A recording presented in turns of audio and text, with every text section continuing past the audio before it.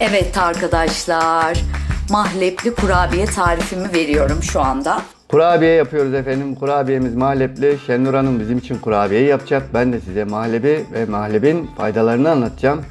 Buyurun, önce malzemelerimiz nelermiş onları bir dinleyelim. 250 gram margarin, 1 çay bardağı zeytinyağı, 1,5 tatlı kaşığı tuz, 1 tatlı kaşığı şeker, yarım çay bardağı kadar sirke, üzüm sirkesi, elma sirkesi fark etmez. 2 yumurta ama bir yumurtanın sarısını üzeri için ayırıyoruz. 1 yemek kaşığı mahlep, 1 kabartma tozu, çörek otu da üzeri için. Malzemelerimizin hepsi bu kadar değil tabi. Unsuz kurabiye olmaz. Unu da yoğururken ekleyecek Şenur Hanım. Aldığı kadar tabirini kullanacak. Yani onu da yaparken anlayacak ve bize ne kadar kullandığını söyleyecek. Şimdi malzemelerimizi birleştirmeye başlıyoruz. Çörek otu ve bir yumurta sarısını ayıracağız. En sonunda süslemek için kullanacağız. Buyurun Şenur Hanım, sıra sizde. Evet, 250 gram margarinimizi attık. Oda sıcaklığında ısınmış margarinimizi. Sonra zeytinyağını aktardık, 1 çay bardağı. Sonra yumurtamızı, 2 yumurta, 1 yumurtanın sarısını ayırdık. Sonra 1 tatlı kaşığı şekerimizi, 1,5 tatlı kaşığı tuzumuzu, yarım bardak sirkemizi, 1 yemek kaşığı mahlebimizi ve kabartma tozu. Ben bunu daha önce niye yırtmadım? Ve bir paket kabartma tozumuzu atıyoruz. Kabartma tozumuzu Şenur Hanım kabartma tozunu önceden hazırlamadığı için dişleriyle yırtmak zorunda kaldı. Siz tabi tek elle çekim yapmadığınız için bunu rahatlıkla yapabilirsiniz. Evet, kabartma tozumuzu da attık. Bunları karıştıracağız. Tamamdır. Bunu yoğuracağız. Sonra aldığı kadar un koymaya başlayacağız. Yoğuracağım. Başlayacak tabii. Evde tek başına değil, bir bebek sesi, bir de Bulut var. Bir de hamuru yoğururken biri ocağı yakıyor. Kim olduğunu bilmiyoruz tabii. Evet arkadaşlar, tahminen 5 su bardağı un alıyor. Tahminen. Hamurumuzu yoğurduk, bitti. Yapımda ve yayında emeği geçen bana teşekkür ediyoruz. Hoşçakalın. Ben hamur işini beceremiyorum. O yoğurma sırasında ne kadar un katacağıma bir türlü karar veremiyorum. Genelde ya az oluyor ya çok oluyor. O yüzden hamur işlerini bıraktım. Sağ olsun arkadaşlar benim için bu tarifleri yapıp gönderiyorlar.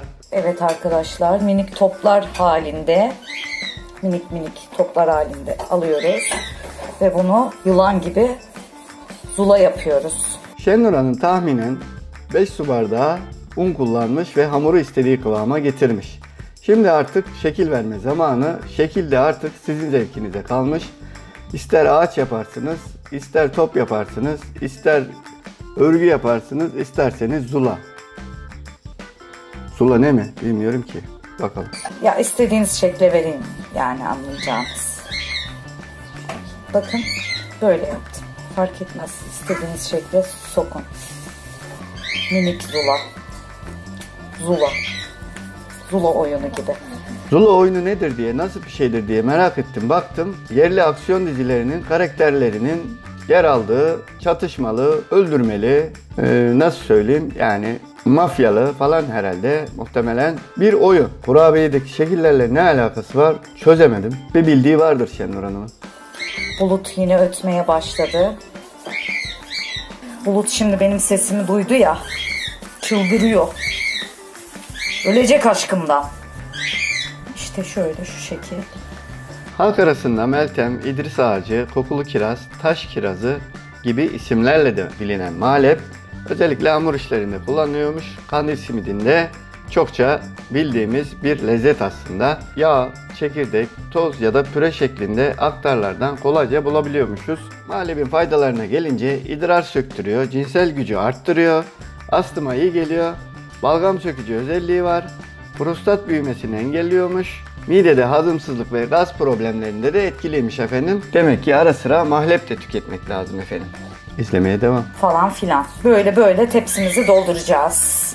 Zula'dan sıkıldı, değişiklik olsun diye de ağaç şeklini vermeye başladı. Dediği gibi istediğiniz şekli verebilirsiniz. Yeter ki pişirmede sıkıntı çıkaracak bir şekle sokmayın. Mesela kocaman bir top yapmayın. Bu şekil, bu şekil. Hızlı bitsin diye. Evet.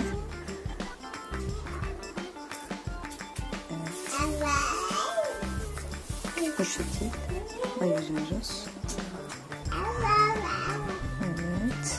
Va va va va diyerek bebek de bize onay verdi. İstediğiniz şekilde yapın dedi. Canım maksat yemek yani, mideye gitmesi. Yumurta sarısını üzerine sürüyoruz hepsini. Değdiriyoruz yani. Okay to baby. Okey ta şimdi de gördüğünüz gibi çörek otlarını döküvermiş efendim kurabiyelerin üstüne. Bundan sonrası artık fırının işi. Bakalım o konuda ne detaylar var. Bitti. Bisküviler bitti. Bakayım sıcak. Şenur Hanım spatula ile almayı başaramayınca el ile devam etti. Böylece spatula gereksiz bir aparat sıfatını elde etmiş oldu.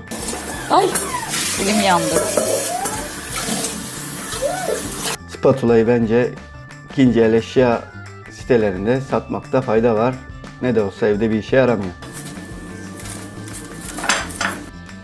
Spatulayı onlara vereyim ben mesela. Evet, çayın yanına yiyeceğiniz muhteşem kurabiyeler, bisküviler falan filan.